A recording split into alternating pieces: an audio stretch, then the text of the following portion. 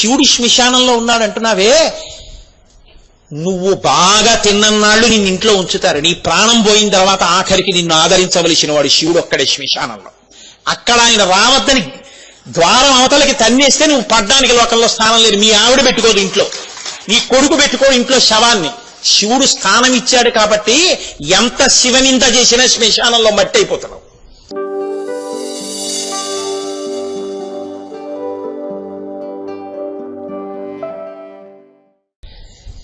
అక్కడతో కథ అయిపోతే బాగుండేది. శివుడు ఎలా ఉన్నాడో అలా దక్ష ప్రజాపతి కనీసం తర్వాత కోపాన్ని విడిచిపెట్టగలిగి ఉంటే ఏమో మళ్ళీ తరించేవాడేమో.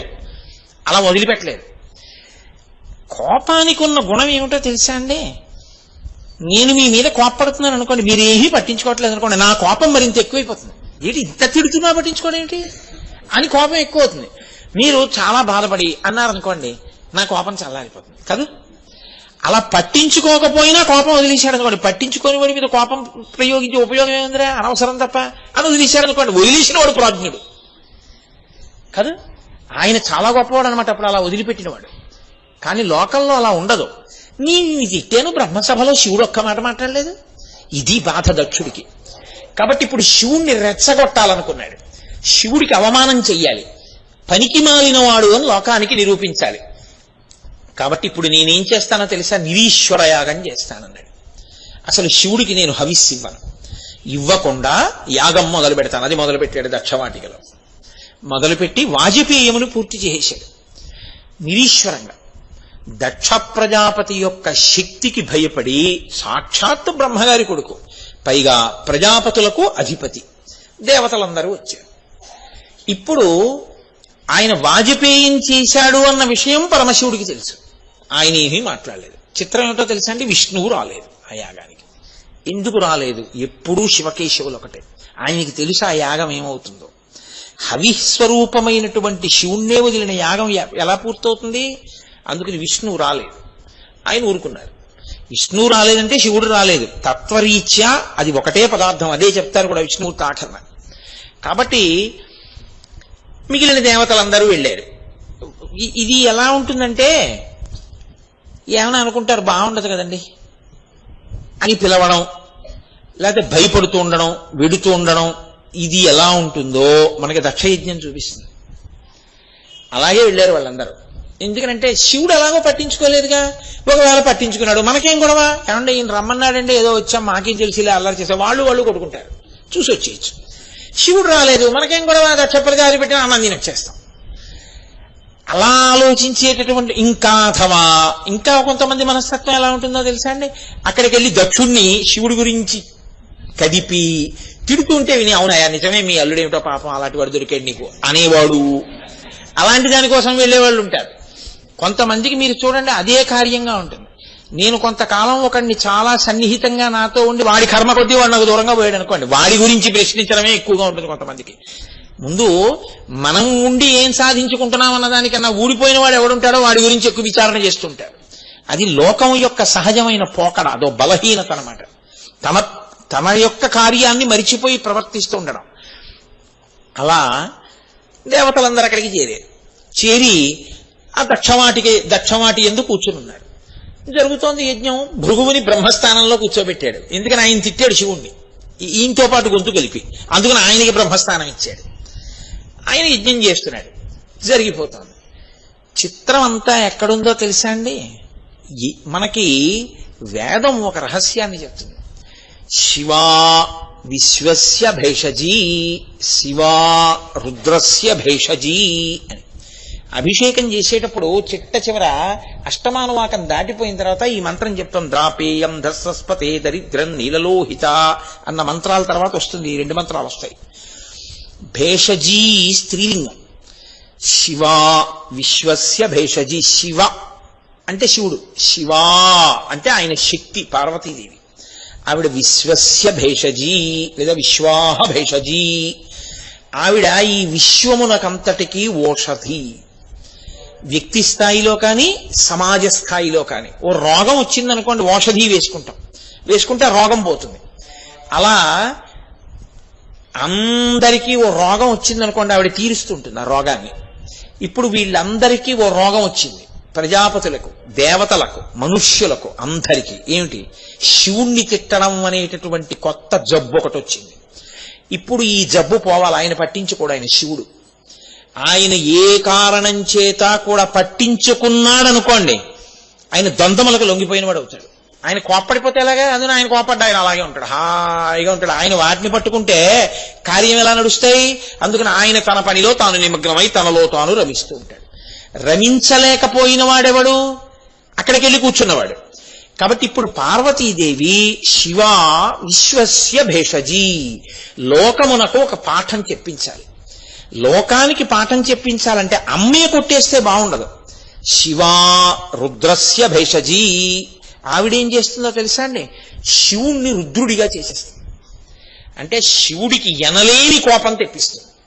ఆయన ఏం చేస్తాడు? పళ్ళు రాలిపోయేటట్టు కొట్టేస్తాడు. అలాగే కొట్టాడు. అందుకే పూషదంతభిహి, పళ్ళు రాలిపోయేటట్టే కొడతాడు. పళ్ళు రాలిపోయేటట్టు కొట్టడం అన్నది బహుశా లోకంలో శివుడే మొదట చేసిన వాడు. ఒక్క దెబ్బకి 32 పళ్ళు ఊడిపోయేటట్టు కొట్టాడు ఆయన. అక్కడి నుంచే లోకంలో సామెత వచ్చింది, పళ్ళు ఊడిపోతాయి కొడితేనని. తెలుసా అండి? నేను యథార్థం మనవి చేస్తున్నాను. లేదు, పూషదంతభిదవ్యగ్రోదక్షార్థర హరోహర రోజు చదువుతున్నాం కదా. ఆయన ప్రశాంతంగా ఉన్నాడు హాయిగా. ఈయనకి కోపం వస్తే తప్ప ఈ పిచ్చి పిచ్చి పనులు, శివ వ్యతిరేకమైన ప్రచారం, శివనింద చేయడం లోకంలో మానరు. ఈ ప్రచారాల వల్ల అమాయకులు కూడా పాడవుతున్నారు.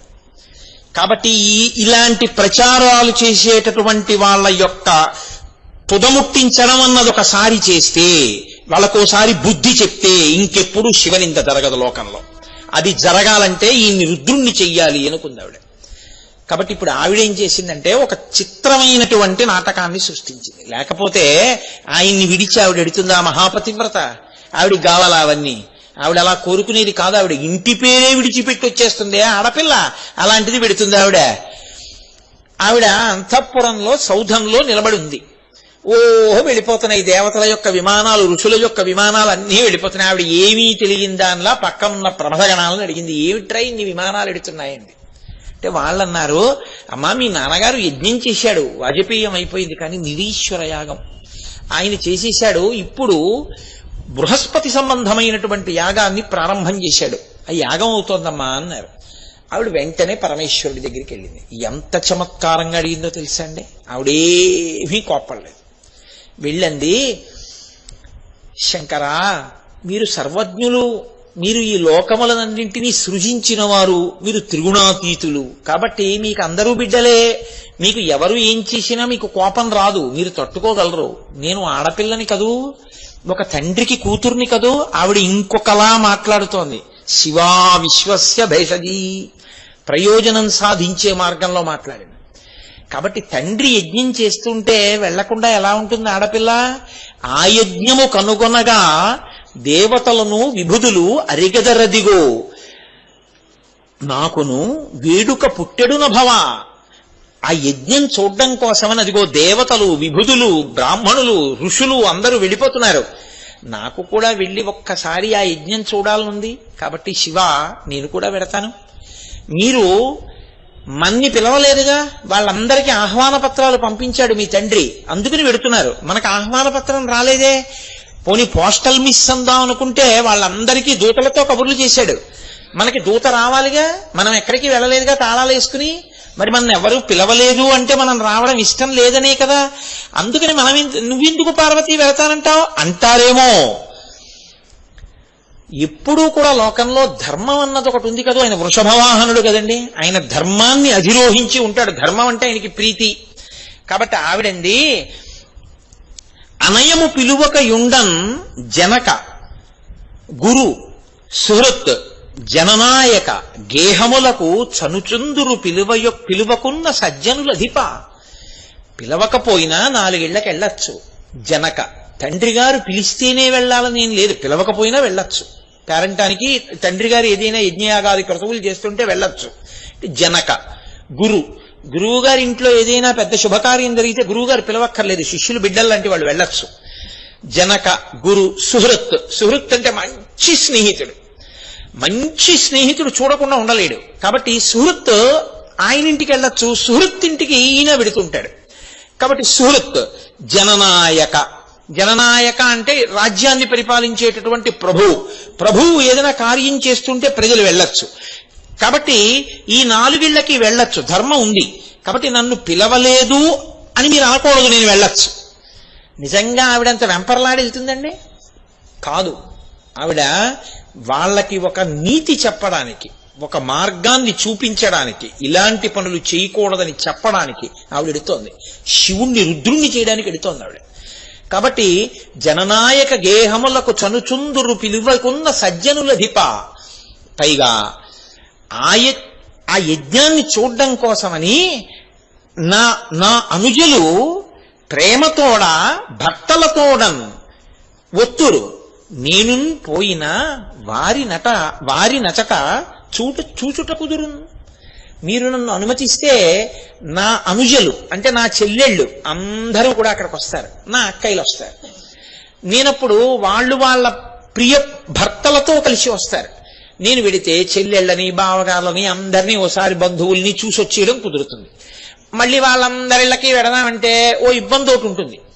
మీరు ఎప్పుడు ఏదో హడావిడిలో ఉంటుంటారు కాబట్టి మీకు అన్నం వండి పెడుతూ ఉండాలి. మీకేం బాధ లేదు నేను లేకపోయినా, మీరు పక్కింటికి వెళ్ళిపోయి భవతి భిక్షాం దేహి అంటారు. కానీ అన్నన్నా అదేంటి అన్నపూర్ణమ్మ ఇంట్లో ఇలా అన్నార్తులా అంటారు కదూ. అందుకు నేను ఎక్కడికి వెళ్ళను మిమ్మల్ని విడిచిపెట్టి. పుట్టిల్లు మరిచిపోయిన తల్లి నా తల్లి కాబట్టి నేను వెళ్ళను. ఇప్పుడు అనుకోండి ఓసారి అందరినీ చూసొచ్చి ఇచ్చు. మళ్ళీ చెల్లెళ్ళందరిళ్ళకి ఒక్కొక్కళ్ళింటికి వెళ్ళడం ఎలా కుదురుతుంది? బేలగా ఒక ఆడపిల్ల ఎలా మాట్లాడుతుందో అలా మాట్లాడింది శివుడి దగ్గర. కాబట్టి మీరు అనుమతించండి, నేను వెడతాను. మీరు సర్వైశ్వర్యకారకులు, మీ దగ్గర లేని ఐశ్వర్యం లోకంలో ఉండదు. ఎందుకంటే సమస్త జగత్తుని విభూతి కణాలుగా మార్చి ఒంటికి రాసుకుంటాడు. కాబట్టి ఇంకా ఆయన దగ్గర లేనిదే ఉంది? బంగారం అంటారా? ఆయన వీర్యం, హిరణ్యం. కాబట్టి మీరు సుబ్రహ్మణ్యేశ్వర స్వామి యొక్క ఉత్పత్తి యందు మీరు విన్నారు కదా, ఆయన అవతార ఆవిర్భావ కథ యందు పరమేశ్వరుని యొక్క వీర్యమే హిరణ్యంగా మారింది. కాబట్టి లోకంలో బంగారం కోసం వెంపర్లాటేమో, ఆయనకి వెంపర్లాటే ఉంటుంది. అన్నీ మీరు ఇవ్వగలరు. భర్త ఎన్ని పెట్టనివ్వండి, ఎన్ని కొననివ్వండి, పుట్టింటి వారు ఏదైనా ఇంత పిసరు వాళ్ళ ఇంట్లో జరిగిన ఉత్సవంలో చేయించి చేతిలో పెడితే ఆడపిల్ల ఇంటికి వచ్చి ప్రతి వాళ్ళకి ఇంటికి వచ్చిన వాళ్ళకల్లా పెట్టి తీసి మా అమ్మ వాళ్ళ ఇంటికి వెళ్ళానా, ఇక మా అమ్మ పెట్టిందని చూపిస్తుంది. అది ఆడపిల్లకి సహజంగా ఉండేటటువంటి పిచ్చి ప్రేమ. అది లేక కాదు, ఆవిడే ఉద్యోగం చేసుకుంటున్నా, ఆవిడే బోల్డ్ సంపాదించుకుంటున్నా, పుట్టింటి వాళ్ళు ఓ వెండి ఉద్ధరణ ఇచ్చారనుకోండి, ఎంత సంతోషం. ఇంతోటి ఉద్ధరణ ఆవిడ కొనుక్కోలేదేంటి అని పుట్టింటి వారు ఇస్తే అంత సంతోషం. కాబట్టి నేను ఎడితే నాకు చీర పెట్టి పసుపు కుంకం ఇచ్చి గాజులు ఇచ్చి నగిస్తాడు మా నాన్న. అది నేను తెచ్చుకుని మురిసిపోద్దు. పార్వతీదేవి ఈ స్థాయిలో మాట్లాడుతుందా? కాదు. ఇందులో ఎన్ని ధర్మ సూక్ష్మాలు ఉన్నాయో తెలుసా అండి? పెళ్ళైపోయిన ఆడపిల్ల ఏం కోరుకుంటుందో చెప్తున్నారు.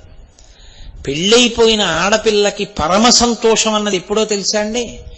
మీరు మీ అల్లుణ్ణి గౌరవించడం మీకు వస్తే, మీరు మీ అల్లుడు మీ చేత గౌరవింపబడి మీ అల్లుడు సంతోషంగా మీ ఇంటికి రావడానికి ఒప్పుకుంటే ఆడపిల్ల కూడా సంతోషంగా వచ్చి మీతో ఉంటుంది. అల్లుడి మీద అస్తమానం నేరాలు చెప్పి అల్లుడి బంధువులు మీకు పనికిరాని వాళ్ళు అయిపోయి అమ్మాయిని రమ్మన్నారు అనుకోండి, అమ్మాయి మనసులో కలుక్కుమంటూనే ఉంటుంది. అందుకే ఇంగిత జ్ఞానం ఉన్నవాళ్ళు ఆడపిల్ల మనసు నొచ్చుకోకూడదు అంటే ఆడపిల్ల ఎదురుగుండా అల్లుడి గురించి కానీ వియ్యాల వారి గురించి కానీ తక్కువ చేసి అమ్మాయి దగ్గర మాట్లాడకూడదు. ఏదైనా ఉంటే వాళ్ళ గుండెల వరకే, పెద్దల వరకే. అంతేకాని అల్లుడిని కించపరచడం, అమ్మాయిని నెత్తి మీద ఎట్టుకోవడం, ఇలాంటి పనులు చేస్తే ఆమె ఎలా సంతోషిస్తుంది? మీ దగ్గరికి వచ్చి సంతోషాన్ని పొందలేదు. పార్వతీదేవి అంతటి దానికి కష్టం తప్పలేదు. లోకంలో ఏ ఆడపిల్లకి తప్పుతుంది? పైగా ఆడపిల్ల చులకనైపోయేది దేనికో తెలుసా అండి? పుట్టింటనే లేని గౌరవం వేరొక చోట ఎక్కడి నుంచి వస్తుంది? తండ్రి ప్రియమార ఎంతో సంతోషంగా కూతుర్ని తల్లి తండ్రి అన్నదమ్ములు చూస్తే అత్తవారు ఎంతో ప్రేమతో చూస్తారు. అమ్మో వాళ్ళ నాన్నగారు నెత్తి మీద పెట్టుకుంటారు, వాళ్ళ అమ్మ నెత్తి మీద పెట్టుకుంటుంది, వాళ్ళ అన్నయ్య నెత్తి మీద పెట్టుకుంటాడు, వాళ్ళ బంధువులు నెత్తి మీద పెట్టుకుంటారు, మనం ఆ పిల్లని ఏమన్నా అంటే ఎలా కుదురుతుంది అంటారు. వాళ్లే ఈసడిస్తే అత్తారికి మరింత చులకన కాదు? పాపం మా కోడలకి ఏమిటో వెళ్ళడానికి పుట్టిల్లు లేదమ్మా వాళ్ళు పిలవరంటారు కదా. ఎంత చులకన! నీ కూతురు ఏడిస్తే నీ కర్మ కాదది? ఎలా బ్రతకాలో తల్లిదండ్రులంటే పెద్దవాళ్ళు అయిన తర్వాత ఎంత గౌరవంతో బతకడం రావాలో, ఎంత నిగ్రహం ఉండాలో మనకి చూపిస్తుంది దక్షయజ్ఞం. కాబట్టి ఇప్పుడు ఆవిడ అలా అడిగితే పరమశివుడు అన్నాడు, ఈ ధర్మాలు నాకు తెలియనివి కావు పార్వతి, నాకు తెలియనివి కావన్న సంగతి నీకు తెలియనిది కాదు. కానీ నువ్వు నన్ను అడిగావు పెడతానని. కానీ నేను ఒక్క మాట చెప్పనా, కుటిల బుద్ధులైన కుజనుల ఇండ్లకు ఆర్యులేగ వారనాదరమున బమలు ముడులు వేచి భూరి రాషాక్షులై చూచురది అదియుగాక సుదతి వినుము. ఎంత గొప్పవాడు కాని, ఎంత జ్ఞాని కాని, ఎంత ఐశ్వర్యవంతుడు కాని, ప్రత్యేకించి దేహబంధుత్వంలో ఉండే లక్షణం ఏమిటంటే, వాళ్ళు కడుపులో బాధ కక్ష పెట్టుకుని ఉంటే వాళ్ళు మొదటి అవమానం ఎక్కడ చేస్తారో తెలుసా? నువ్వు వెళ్ళి తలుపు కొట్టగానే, తలుపు దగ్గర నిలబడగానే వాళ్ళు ఇలా తలుపు తీసి రండి అందరూ, కుటిల బుద్ధులైన కుజనుల ఇండ్లకు ఆర్యులేగ వారనాదరమున బొమలు ముడులు వేయించి, ఇలా అంటారు. కనుబొమలు ముడులు వేసి నువ్వెందుకు వచ్చావు అన్నట్టు చూస్తారు. ఆడపిల్ల పుట్టింటి వారింట అలా చూడబడితే ఆత్మహత్య సదృశం. నువ్వు తట్టుకోలేవు అవమానం. పార్వతీదేవికి చెప్పాడనుకుంటున్నారేమో పరమశివుడు, ఆడపిల్ల ఉన్న ప్రతి తల్లిదండ్రులకి సందేశం ఇస్తున్నాడు ఎంత జాగ్రత్తగా ఆడపిల్లను చూసుకోవాలో. కాబట్టి కుటిల బుద్ధులైన కుజనుల ఇండ్లకు ఆర్యులేగ వారనాదరమున బొమలు ముడులు వేయిచి భూరి రోషాక్షులై, కోపంగా చూస్తారు ఇలాగా, భూరి రోషాక్షులై చూచు రదియుగాక ఇదియు వినుము. ఇంకొక మాట కూడా చెప్తాను చూడు, లోకోత్కృష్టుండగు దక్షుని తనూభవలలో కూరిమి సుతవైనను నా అనుబంధముచే నీ జనకునిచే ప్రీతి బడయ జాలబుతరుని. మీ నాన్నకి చాలా మంది కూతుళ్ళున్నారు. అంతమంది కూతుళ్లలోనూ కోరి కోరి కోరి కోరి తపస్సు చేసి కన్నది నిన్నే. అందుకని మీ తండ్రికి నువ్వంటే మహాప్రీతి. అంత ప్రీతి ఉన్న తండ్రి నిన్ను ఆదరించాడు. ఎందుకో తెలుసా? నీవు నాకు భార్య అవడమే కారణం. కూతుర్ని ఒకనాడు ప్రేమించిన తండ్రి, కూతురు పొరపాటు చేస్తే మన్నించిన తండ్రి ఇవాళ మన్నించలేకపోతున్నాడు అంటే తాను కాదు కన్యాదానం చేసింది. ఇప్పుడు ఆయన భార్య అని చెప్పి తను బొమ్మలు ముడులు వేయడం ఏమిటి? ఎంత తప్పు మాట అది, ఎంత అజ్ఞానంతో కూడుకున్న మాట. ఎప్పుడూ నువ్వు అలాగే ఉండాలి. లేకపోతే ఇప్పుడు ఆ పిల్ల నిన్ను అడిగితే, నన్ను ఎందుకు ఇచ్చి పెళ్లి చేశారు నాన్నగారండి అని అడిగితే ఇప్పుడు నీ సమాధానం ఏంటి? పిల్ల ఎంత బాధపడుతుంది నువ్వు చేసిన పనికి. నీకు ఇంగిత జ్ఞానం ఉండద్దు ఆడపిల్లతో ప్రవర్తించేటప్పుడు, కూతురుతో. కాబట్టి ఎంత పెద్ద మాట అంటున్నాడో చూడండి శివుడు. నీవంటే ప్రేమే మీ నాన్నకి, కానీ నీతో ఆదరంగా ప్రవర్తించాడు. ఎందుకో తెలుసా? ఇప్పుడు నువ్వు నా భార్యవి అన్న మాట ఆయన మనసులో కలుక్కుమంటోంది. అదేమిటండి, మా నాన్నగారు మిమ్మల్ని ప్రీతిగా కన్యాదానం చేసి అల్లుని చేసుకున్నారుగా, ఎందుకు అనవసరంగా నీకు చెప్పలేదు పార్వతి. ఒకప్పుడు ప్రజాపతులు యజ్ఞం చేస్తే నేను వెళ్ళాను, మీ నాన్నగారు కూడా వచ్చారు. అక్కడ నేను లేవలేదని మీ నాన్నగారికి కోపం వచ్చింది. ఎంత అజ్ఞానం అండి! నేను మళ్ళీ మళ్ళీ చెప్పక్కర్లేదు. ఇంకా నిజం చెప్పనా పార్వతి, నేను ఆయన శరీరానికి నమస్కారం చెయ్యకూడదు కాబట్టి చెయ్యలేదు, కానీ ఆ ప్రతి భూతమునందున్న వాసుదేవుడికి నేను నమస్కరిస్తుంటాను. ఈశ్వరుడు ఎంత మర్యాదాలోకానికి నేర్పాడో చూడండి. మీ నాన్నకి అది అర్థం కాలేదు, నా మీద కక్ష పెట్టుకున్నాడు. అబ్బో అక్కడ చాలా పెద్ద హడావిడైంది, నేను వచ్చేసాను. ఎందుకు నీతో చెప్పడం అని నీకు చెప్పలేదు. దక్షయజ్ఞాన్ని బాగా అర్థమైన వాడికి, పురుషుడికి ఒక విషయం తెలుస్తుంది. నీకంటే అత్తగారు మామగారు అని దెబ్బలాడు వచ్చేసావు. అదే పనిగా అస్తమానం అత్తగారిని మామగారిని తిట్టి మీ అమ్మగారు నాన్నగారు ప్రాజ్ఞులని నువ్వు మాట్లాడుతుంటే, మీ అమ్మగారు నాన్నగారు ఆవిడికి అత్తగారు మామగారు కాదు. మరి ఆమెకి ఎంత కలుక్కుమంటుంది? ఆ దోషం వెతికి పట్టుకోవాలంటే వీళ్ళ ఎందుకు కనపడదంటే అక్కడే వస్తాయి ఇబ్బందులన్నీ. నీ మనసు ఖేదం ఎందుకు పడుతుందో తెలుసా? ప్రీతి స్మరణం చేస్తుంది అమ్మా నాన్న పట్ల. అస్తమానం అదే పనిగా ఇంక నేను ఇదే పని పెట్టుకుని నన్ను ఇలా అన్నాడు అలా అన్నాడని అండం ఎందుకు? నీకు ఇటు నేను బాధపడ్డానని, అటు మీ నాన్న బాధపడ్డాడని ఇద్దరి మధ్య నువ్వు నలిగిపోతావు. నీతో నేను ఎప్పుడూ అనలేదు. ఒక భర్తకి ఎంత పరిణితి ఉండాలో పరమేశ్వరుడు చూపిస్తున్నాడు. కాబట్టి నా మాట విను, నువ్వు వెడితే మీ నాన్న చాలా అవమానం చేస్తాడు. పుట్టినింట అంత అవమానం పొందడం అంటే అది ఎటువంటిదో తెలుసా? తిట్టడం కాదు, కొట్టడం కాదు, పలకరించారంతే. ఎవరో మాట్లాడరు. నువ్వు ఒక్కదానివి అలా నిలబడతావు. నీ తోడ పుట్టిన వాళ్ళు ఒకళ్ళు పట్టు చీరలు అట్టుకొస్తూ ఉంటారు, ఒకళ్ళు యజ్ఞ సంబారాలు అట్టుకొస్తూ ఉంటారు, అందరూ వెళ్ళి హారతిస్తూ ఉంటారు, నిన్నెవ్వరూ పిలవరు. ఒకవేళ నువ్వు ఏదైనా ముట్టుకోవడానికి వచ్చినా నువ్వు అలా కూర్చో అంటారు. నువ్వు నాన్నగారికి కనపడకే, అనవసరంగా ఆయన ఇప్పుడు కోపం బయలుదేరుతుంది, ఆయన ఏదో ప్రశాంతంగా చేసుకుంటావు, నువ్వు నాన్నగారి దగ్గరికి వెళ్ళక లోపల కూర్చో అంటారు. నీకు ఎంత బాధగా ఉంటుంది? అంతకన్నా అవమానం ఉండదు పార్వతి. కాబట్టి వెళ్ళొద్దని అంటున్నాను, ఆ పైన ఇష్టం అన్నాడు. ఆయనకి తెలుసు, ఆవిడికి తెలుసు. ఆయన ధర్మం ఆయనది, ఆవిడ ధర్మం ఆవిడిది. ఆవిడ శివ విశ్వస్య భేషజీ, శివస్య భేషజీ, రుద్రస్య భేషజీ. ఆవిడ ఆయన్ని రుద్రుణ్ణి చెయ్యాలి. చేస్తే తప్ప వాళ్ళ పళ్ళు రాలిపోతే తప్ప వాళ్ళకి బుద్ధి రాదు, శివనింద మానరు. కాబట్టి ఆవిడ వెళ్ళింది. ఎలా వెళ్ళిందో తెలుసా అండి? వెళ్ళడం కూడా శివుడికి ఇది చెప్పి వెళ్ళిపోయింది. వచ్చేదైతే ఆయనకి నమస్కారం చేయడమో, నేను వెళ్ళొస్తానండి అన్నమో అనాలి కదా. అందుకే లోకంలో ఒక విచిత్రమైన విషయం ఉంది. అత్తవారింటికి ఆడపిల్ల ఎడుతుంటే వెళ్ళిరా అని అనకూడదు, వెళ్ళమ్మా అనాలి.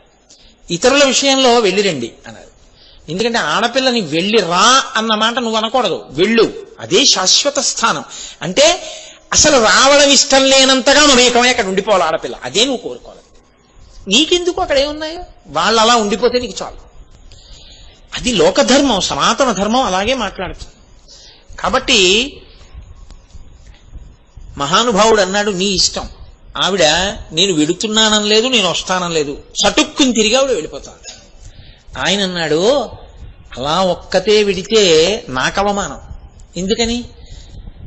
ఆయనకి ఇష్టం లేదా ఆవిడ పంపించాడు, అంతటి మహాతల్లి నడిచి వస్తోంది అంటారు కదా. కాబట్టి గబగబా వెళ్ళండి, నందివాహనాన్ని తీసుకెళ్ళండి, నందివాహనం మీద కూర్చోపెట్టండి, అద్దాలు పట్టుకెళ్ళండి, పట్టు చీరలు పట్టుకెళ్ళండి, ఆభరణాలు పట్టుకెళ్ళండి, విసిరికర్రలు పట్టుకెళ్ళండి, ఛత్రాలు పట్టుకెళ్ళండి, చామరాలు పట్టుకెళ్ళండి, ఆవిడికి కావలసిన సంగీత వాద్య పరికరాలు పట్టుకెళ్ళండి, నృత్య బృందాలు వెళ్ళండి, ఆవిడ వెనక ప్రమదగణాలన్నీ వెళ్ళండి అన్నాడు. అంతే. గబగబా నందీశ్వరుడు వెళ్ళాడు, అమ్మవారిని ఎక్కించుకున్నాడు, దాని మీద కూర్చుంది, ఆమె వెనక ప్రమదగణాలన్నీ బయలుదేరాయి. గబగబా బయలుదేరి అందరూ దక్షుడు యజ్ఞం చేస్తున్న యజ్ఞవాటికి వెళ్ళారు. అక్కడ దిగింది అమ్మవారు. ఆ యజ్ఞవాటంలోకి అమ్మవారు ప్రవేశించింది. ఎంత అదృష్టవంతుడండి దక్ష ప్రజాపతి, వాడి కర్మ వాడికి అర్థం కాల. ఆవిడ లోపలికి వెళ్ళింది. వెడితే ఒక్కళ్ళు లేచిన వాళ్ళు లేరు. పోతనగారు అన్నారు, ఎంత చమత్కారమైన మాట అంటే, యజ్ఞమునకు వచ్చిన ఆ తల్లిని జననియు సోదరులు తక్క యజ్ఞమునందు ఉన్న ఏ ఒక్కరు అనయము పలుకరింపరైరి మహాత్మ. ఒక్క తల్లి తోడబుట్టిన వాళ్లే పలకరించారు. ఎందుకో తెలుసా అండి? అనుబంధం. తల్లి చంపేసుకోలేదు కదా. అమ్మ వచ్చావా, రా. తెలిసి తెలియని వాళ్ళు ఎప్పుడు ఏ మాట చెప్తారో తెలుసా అండి? కూతురు ఏదో దోషం చేసింది అనుకోండి, ఇక రానివ్వకండి అంటారు. నువ్వు ఒడ్డున కూర్చుని చెప్పడం తేలిక, కడుపున పుట్టిన బిడ్డ తల్లిదండ్రులకు ఎంత బాధ ఉంటుందో. ఎలా రానివ్వకుండా ఉంటారు చెప్పండి? నిజంగా ఆడపిల్ల గడపలోకి వచ్చింది, చాలా తప్పే చేసింది ఆడపిల్ల. గడపలోకి వచ్చింది, తల్లి కౌగలించుకోకుండా పిలవకుండా ఉంటే నేనంటాను ఆవిడ కన్న తల్లే కాదంటాను. తప్పది, అసలు నువ్వు అలా చెప్పకూడదు. తల్లితనంలో అది కుదరదు. కౌగిలించుకుని తీరుతుంది, స్వాగతం చెప్పి తీరుతుంది, రామ్మా అంటుంది అంతే. ఆవిడ మనస్సు తన కూతురి మీద, తన బిడ్డల మీద ఉండకుండా ఎలా ఉంటుందండి? ఉండి తీరుతుంది. ఒకవేళ తల్లి అలా తన మాట వినక ఏదైనా ఎంత పెద్ద దోషం చేసిన ఆడపిల్లైనా సరే, ఆ పిల్ల కొన్ని సంవత్సరాల తర్వాత తన గుమ్మం ముందు కనపడినా తల్లి కౌగిలించుకుని వెళ్లి పలకరించకపోతే అది మాతృత్వమునకే కళంకము, తప్పది. పలకరిస్తుంది తల్లి అన్న తర్వాత. కాబట్టి తల్లి వెళ్ళింది, కౌగిలించుకుందా. తల్లికి ఉండదండి, కడుపున పుట్టిన బిడ్డ ఇంతమంది ఉన్నారు, అది వచ్చుంటే ఎంత బాగుండేది. అది వచ్చి చేస్తే అది కూడా హారతి ఇవ్వాలిగా. ఏ సామాన్యమైందా? సాక్షాత్తు దాక్షాయిణి అమ్మవారు మా వారికి నాన్నగారండి అని దగ్గరికి వచ్చి నేను నాన్నగారండి అని అందించాలి కదా. అరే రే ఆ పిల్ల రాలేదే అని కలుక్కు కలుక్కు కలుక్కుమంటూనే అంటుంది కదా తల్లికి. కాబట్టి ఆవిడ ఈ పిల్లని చూడగానే ఇప్పటిదాకా కలుక్కుమంటున్నది పోయింది ఆవిడికి. అమ్మయ్యా ఎలా అయితేనే వచ్చింది. గబగబా వెళ్ళి కౌగిలించేసుకుంది. రామ్మా అంది. తోడ పుట్టిన వాళ్ళకి మా అక్క ప్రేమ, వాళ్ళు పరిగెత్తుకెళ్ళి రామ్మా అన్నారు, అక్కదా అన్నారు. దక్షుడు యజ్ఞం చేస్తూ ఇలా చూశాడు. కక్షంతా ఆయనకి కదా, శివుడు చెప్పాడు కదా, భూరి రోషాక్షుడై బొమలు ముడులు వేయించి ఇలా చూశాడు. చూసి తల తిప్పి యజ్ఞం చేసుకుంటాడు. రామ్మ అని కూడా అనలేదు. సావన, ఎందుకు వచ్చిన సంస్కారాలు. పిల్లల మీద పగపడితే తల్లిదండ్రులు ఏమిటండి, ఇంకా నీకు 50 ఏళ్ళు వచ్చేసిన తర్వాత పిల్లలు నవ్వుతూ ఉండడం కోసం నువ్వు బతకాలేమో కానీ పిల్లల్ని ఏడిపించడానికి నీకు నీ పెద్దరికం పనికొస్తే కాల్సన పెద్దరికం. ఎందుకు వచ్చిన పెద్దరికం? 50 ఏళ్ళు వచ్చి నీకే రాలేదే, గట్టిగా 25 ఏళ్ళు లేని ముక్కు పచ్చలారని పిల్లలు వాళ్ళకు ఉంటుందా అంత పరిణితి? నీకేం ఉండి ఏడిచిందని నువ్వు సర్దుకోలేకపోతున్నావు, వాళ్ళు ఎందుకు సర్దుకుంటారనుకుంటున్నావు? నీ వయస్సు వచ్చిన తర్వాత వాళ్ళకి రాకపోతే నువ్వు ఇంకా బతికుంటే. నీకే రాలేదు సర్దుకోవడం. కొత్తగా వచ్చేటప్పటికి కోడలకు అన్నీ తెలిసి ఉండాలన్నట్టు అత్తగారు ప్రవర్తించి, అల్లుడు వచ్చేటప్పటికి అన్నీ తెలిసి ఉండాలన్నట్టు మామగారు ప్రవర్తిస్తే లోకంలో ఏ యువ దంపతులు సంతోషంగా ఉంటారు మీరు ఆలోచించండి. వాళ్ళు సంతోషంగా ఉండాలని నువ్వు మెట్టు కిందకొస్తే అప్పుడు నీది ప్రేమ. ఇంకా నువ్వు రావడానికి వీలు కానంత ఇబ్బంది వచ్చినప్పుడు నువ్వు ప్రస్తావించాలి పెద్దల దగ్గర తప్ప, అసలు జగడం అన్నదాన్ని పెద్ద విషయం అన్నదాన్ని చేయకుండా నిగ్రహించుకోవడం అక్కడ ఉంటుంది. వాళ్ళిద్దరి ప్రేమ, వాళ్ళిద్దరూ ఇబ్బంది పడకుండా ఏదో అలా సంతోషంగా ఉండనివ్వాలి. కాబట్టి దక్షుడు రాలేకపోయాడు. అంటే ఏ తండ్రితనాన్ని కోరుకున్నాడో ఆ తండ్రితనం ఎంతమంది బిడ్డలకి తండ్రి అయితే ఏమిటి సుఖం? ఇంతమంది బిడ్డలకి తండ్రితనం మిగల్చుకున్నాడా? ఆ ప్రేమ కనపరిచాడా? తండ్రిగా నిలబడ్డాడా? తండ్రితనం ఓడిపోయిందా? ఇప్పుడు దక్ష ప్రజాపతిలో ఎన్ని ధర్మ సూక్ష్మాలు ఉన్నాయి మీరు చూడండి. నేను అందుకే అంటాను, అసలు పెళ్లి కావలసిన ఆడపిల్లలు, పెళ్లి చేసుకునేటటువంటి వాళ్ళు, పెళ్లి చేసిన వాళ్ళు, పెళ్లి చేయవలసిన వాళ్ళు అందరూ దక్ష యజ్ఞ ధ్వంసం వినాలంటారు. అన్ని ధర్మ సూక్ష్మాలు ఉన్నాయి అందులో. కాబట్టి ఇప్పుడు ఆవిడకి కలుక్కుమంది. ఏ ఒక్కరూ పలకరించలేదు. ఎందుకు పలకరించలేదు? తల్లి తోబుట్టువులు తప్ప. అనయము దక్షుని భయమున. మనం వెళ్ళి పలకరిస్తే నిరీశ్వర యాగం గదు చేస్తున్నాడు శివుడి మీద కోపంతో. శివుడి భార్య కాబట్టి ఇప్పుడు ఈవిడ్ని పలకరించట్లేదు. మనం వెళ్ళి పలకరిస్తే ఆత్మీయ నువ్వు పలకరిస్తావా అంటే మనకెందుకు వచ్చిన గొడవ అని వాళ్ళు కూడా ఇలా అమ్మవారి వైపు తిప్పకుండా తల తిప్పేసి ఇలా చూశారు. అందుకు కదా ఆవిడ వచ్చింది.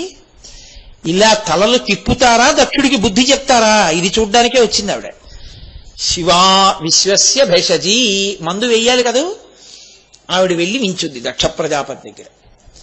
ఇలా కూడా చూడలేదు ఆయన. ఆవిడంది, ఏమయ్యా ఎందుకు నా వంక చూడవు, ఎందుకు నన్ను పలకరించవు? నీకు శివుడి మీద కోపం, నా భర్త అంటే నీకు ఆగ్రహం.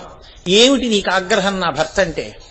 నా భర్త ఎందుకు పనికి మాలిన వాడని, ఏమీ చెయ్యడని, ఒంటి నిండా భస్మ రాసుకుంటాడని, పుర్రెలమాల వేసుకుంటాడని, ఇవేగా నీ అభ్యంతరాలు? ఆయన ఎంత శక్తి కలిగిన వాడో, ఎంతటి మహానుభావుడో నీకు నిజంగా తెలియదా? పరగ చితాస్తి భస్మ నృకపాల ధరున్ పిశాచయుక్తుడు పరేత భూచరుండని శర్వున మంగళుగా తలంపరెవ్వరున్. ఒక్క నీవు తప్ప మరి వాక్పతి ముఖ్యులు అమ్మహాత్మ సరోజ లేశములం ధరింపరే మస్తకంబులం. ఏమిటి మాట్లాడుతున్నావు? ఒళ్ళు తెలిసి మాట్లాడుతున్నావా? తండ్రివి కావచ్చు, చెప్పవలసిన అవసరం వచ్చింది కాబట్టి చెప్తున్నాను. శివుడు ఒంటికి భస్మ రాసుకుంటాడంటున్నావు. ఆయన లోకములనన్నింటినీ లయం చేసే శక్తి ఉన్నవాడు. అందుకని నిరంతర భస్మ ధారణ చేస్తాడు. భస్మ వైదికం, ఐశ్వర్యకారకం, సమస్త సిద్ధులను కల్పిస్తుంది. అందుకని నిరంతరం భస్మ అలదుకుని ఉంటాడు ఆయన. ఆయన ఉగ్రపరేత భూచరుండు పిశాచయుక్తుడని. ఆయన చుట్టూ పిశాచాలు ఉంటాయని చెప్పి అందరితోనూ చెప్తున్నా ఉంటాడు. ఆయన పిశాచయుక్తుడు. సరే, ఆయన విడిచిపెడితే 5 నిమిషాలు నువ్వు బతకవు, నీ యజ్ఞం ధ్వంసమైపోతుంది. పిశాచాలు ఒప్పుకో ఇలాంటివి చేయడానికి. ఆయన అణిచిపెట్టాడు కాబట్టి నువ్వు ఈ ధర్మపన్నాలన్నీ మాట్లాడుతున్నావు, నువ్వు యజ్ఞయాగాదులు చేస్తున్నావు. ఆయన వదిలేసి ఉంటే నీ బతుకేమిటో నీకు తెలిసి ఉండేది. శివుడి శ్మశానంలో ఉన్నాడంటున్నావే, నువ్వు బాగా తిన్నన్నాళ్ళు నిన్ను ఇంట్లో ఉంచుతారు. నీ ప్రాణం పోయిన తర్వాత ఆఖరికి నిన్ను ఆదరించవలసిన వాడు శివుడు ఒక్కడే శ్మశానంలో. అక్కడ ఆయన రావద్దని ద్వారం అవతలకి తన్నేస్తే నువ్వు పడ్డానికి లోకంలో స్థానం లేదు. మీ ఆవిడ పెట్టుకోదు ఇంట్లో, నీ కొడుకు పెట్టుకో ఇంట్లో శవాన్ని. శివుడు స్థానం ఇచ్చాడు కాబట్టి ఎంత శివనింద చేసినా శ్మశానంలో మట్టి అయిపోతున్నావు.